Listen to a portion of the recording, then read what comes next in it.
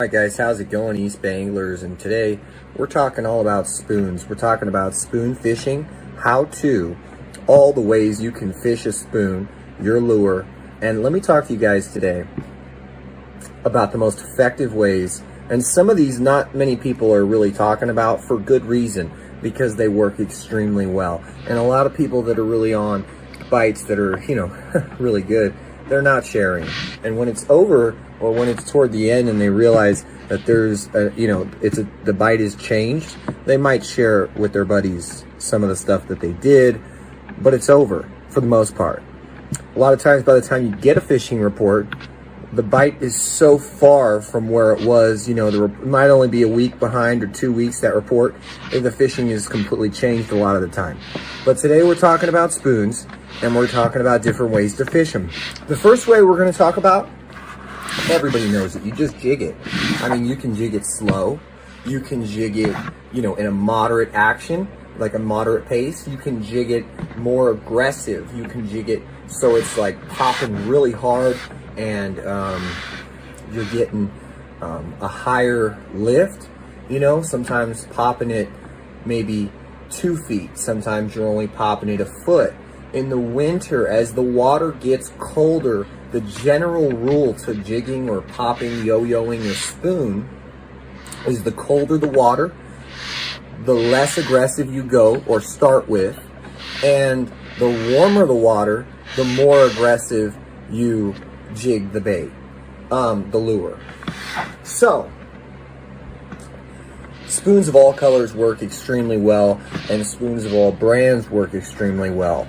So another way you guys can work your spoon is by casting it and retrieving it.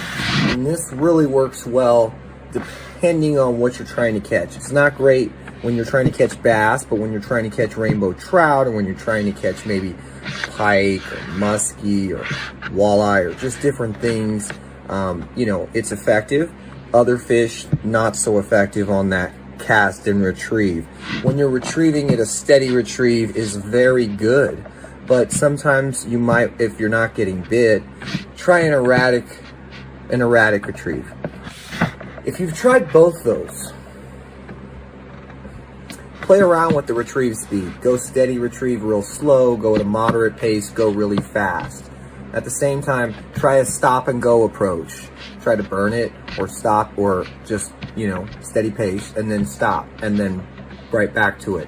So kind of like a pause, but generally also stop and go type presentation. Works really well. And another way we're going to talk about fishing a spoon, which you guys don't hear a lot about, and there's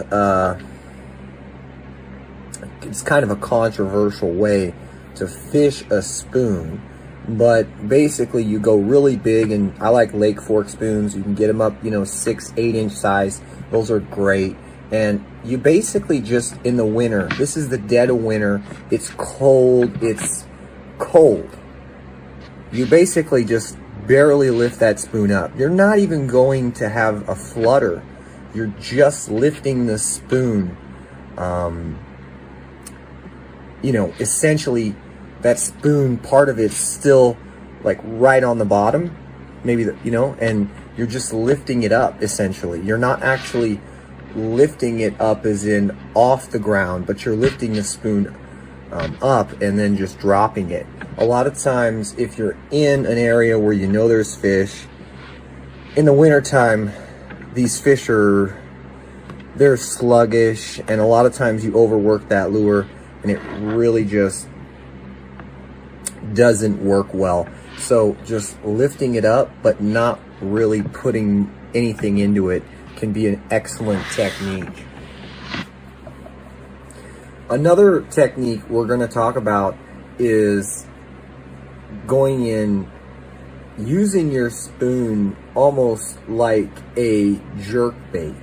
If not sure if you guys have jerk bait fished or not, but fishing a spoon in that particular 2-1, 3-1, 1-2, 1-3, we're talking cadences.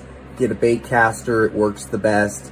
you're able to kind of fish that spoon like a jerkbait. Now, when I do this technique, I like to have feathered hooks on the back of my spoons because it just seems to work better and just catches more fish in general. When it doesn't have that feathered hook, it's not nearly as effective when it's used in like a jerkbait. And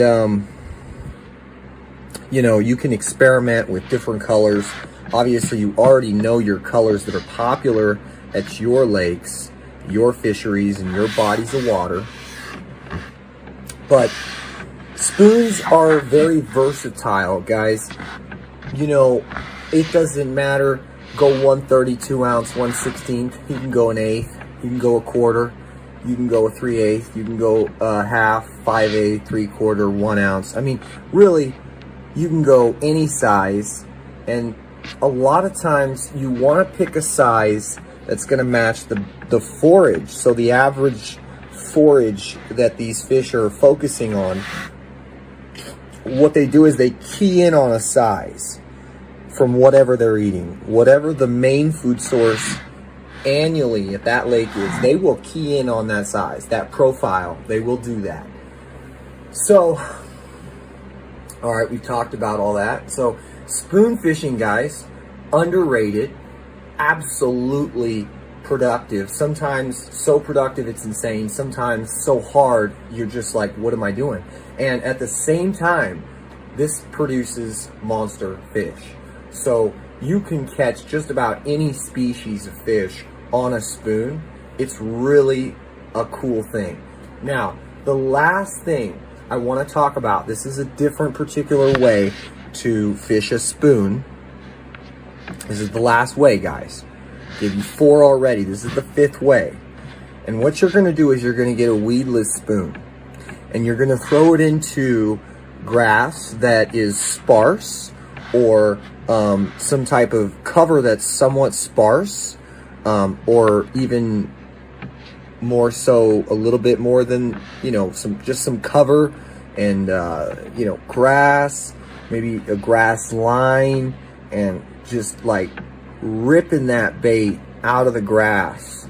But generally we're talking grass that's no longer than 4.5, 5 inches, 4.5. It really, it's but sometimes even, you know, up to 6 inches.